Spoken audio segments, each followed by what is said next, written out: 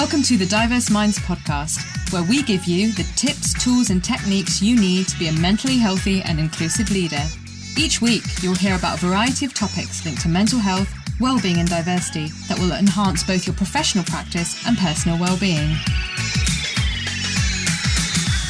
Welcome to the 238th episode of the award-winning Diverse Minds podcast. It's International History Month, of course. So this month's series is all about bringing women away from the stereotypes and masks. And speaking of coming forward, have you watched my TEDx talk about the connection between culture, race, and mental health? It's something you can watch in your break, as it's just 12 minutes long, and the link is in the show notes, but I'll also give it to you here. It is bit.ly/TEDx Wolves. That's WOLVESLO. I really hope you enjoy it because it was a labor of love. And if you did, please leave a positive comment on YouTube, share, and like. Also, don't forget you can connect with me on LinkedIn, Facebook, and Twitter to keep up to date with what I'm up to, and also send me any messages or feedback. So why this episode? I've been thinking about barriers in the workplace for many women, and often women's networks can be a sticking plaster for gender pay gaps and deeper inequity. I think there is also this huge lack of confidence being projected onto women. So whenever there's an issue, it's, oh, you don't have confidence, when that isn't always the issue. The issue is inherent patriarchy, and no amount of individual confidence coaching is going to shift an ingrained system. But I want to be really clear and say I am very pro women's networks, and I personally think they should be for women, people who identify as female only.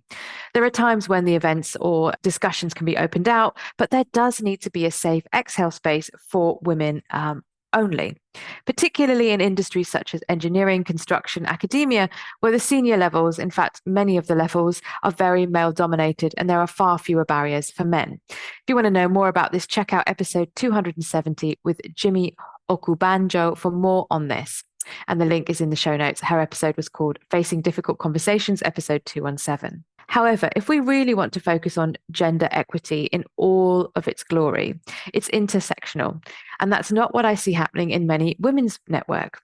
In one organization many years ago where I did an interim piece of work, the women's network was just for a handful of senior women and no one else. And in fact, they kept the meeting secret. They didn't tell anyone what they did. It was very much like a secret squirrel club. So that's one example. So the issues I've seen with women's networks are that lower grades and outsourced cleaning staff, for example, are never included or allowed to attend.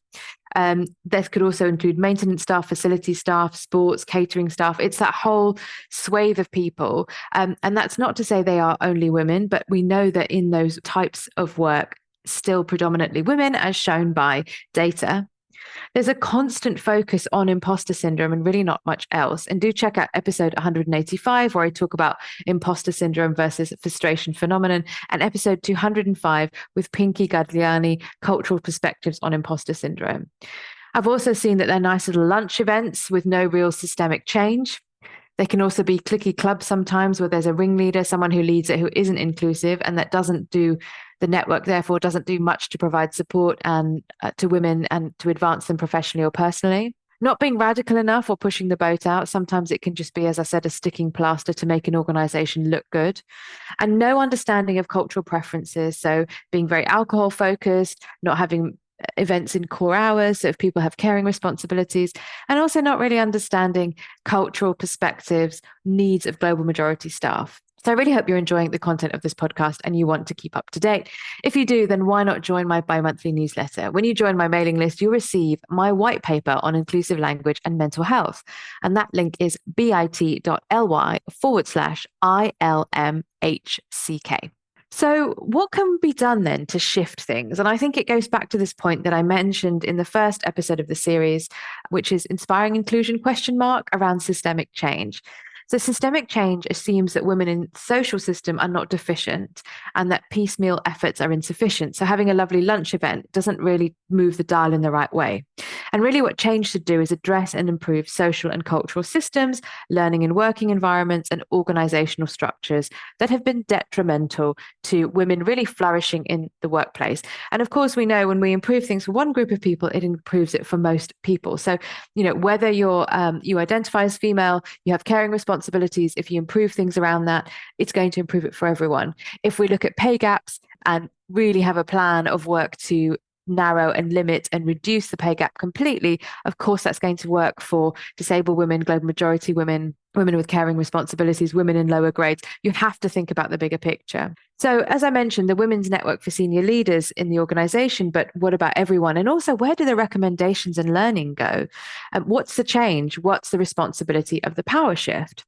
So here are my points to consider. So if you have a women's network, look at the structure, how it works, how it's organized, who's in charge of it, is there budget, who are the regular attendees, and the perspectives that you're hearing from in these events. Is it the usual suspects? Is it always very glossy speakers? What kinds of events are they? Are they always events? Are they discussions? Are they lobbying? What's actually happening?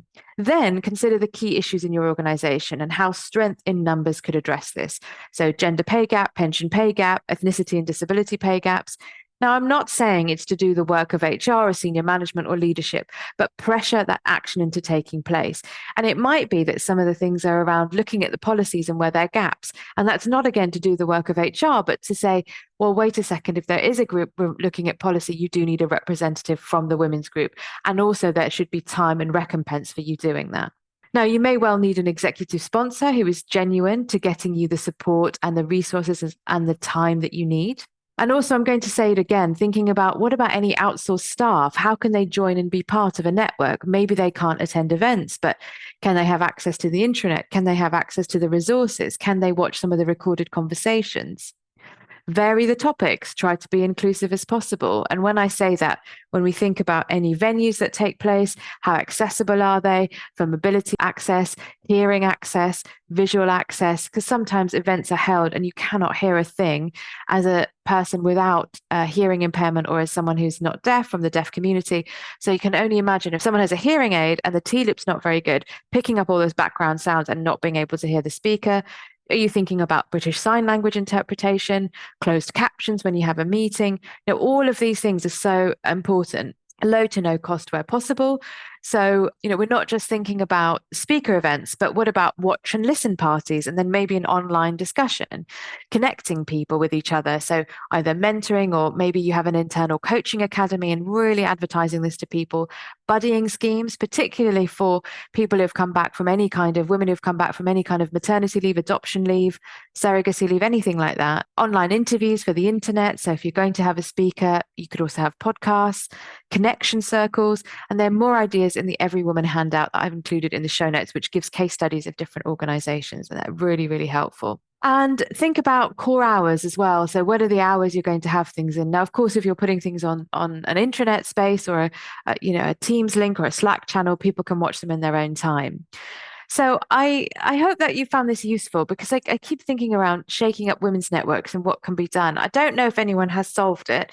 If you think your women's network has got it all down and you're really happy with it, please, when I promote this episode, tag me in or big up your women's network. That would be great.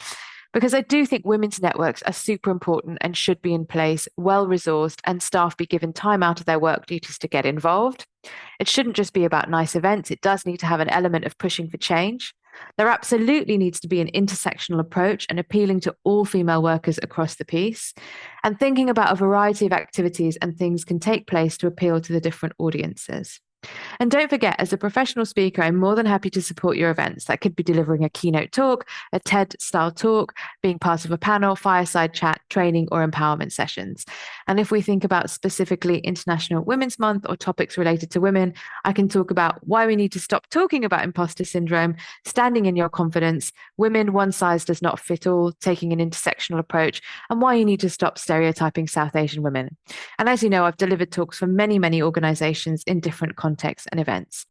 So I really hope you've enjoyed this show. And if you have, please, why not write me a review on Apple, Spotify, podcasts, or wherever you get your podcast from. So what have you done this month, and how is your women's network shaping up? As always, you can reply to me and I'd love to hear from you. And I've also included all the links in the show notes. So do join me next week, where I'll be talking to Nilu Kaur about burnout in South Asian women. Until then, everyone, take care. Bye for now. Thanks for listening to the Diverse Minds podcast. Don't forget to subscribe on Apple Podcasts, Spotify, or wherever you access your podcasts from. You can also connect with me on Facebook, Twitter, and LinkedIn. Tune into next week's episode of the podcast, where I'll bring you more insights on mental health and inclusion. Bye for now.